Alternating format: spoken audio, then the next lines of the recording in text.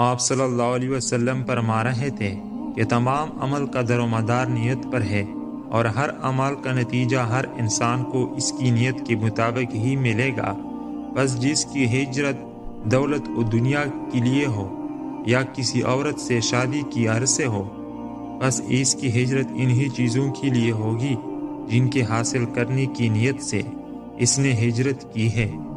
ایک شخص حارث بن ہشام نامی نے حضرت محمد صلی اللہ علیہ وسلم سے سوال کیا تھا کہ حضور آپ پر وحی کیسے نازل ہوتی ہے؟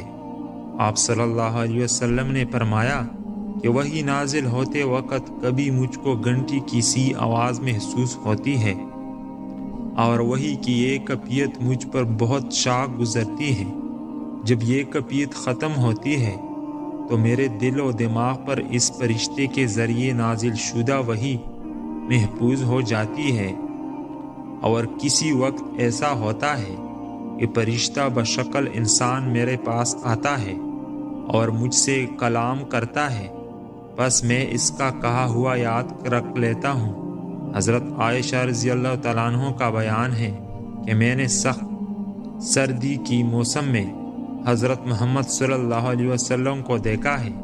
کہ آپ صلی اللہ علیہ وسلم پر وحی نازل ہوئی، اور جب اس کا سلسلہ موقف ہوا تو آپ صلی اللہ علیہ وسلم کی پیشانی پسینے سے شربور تھی۔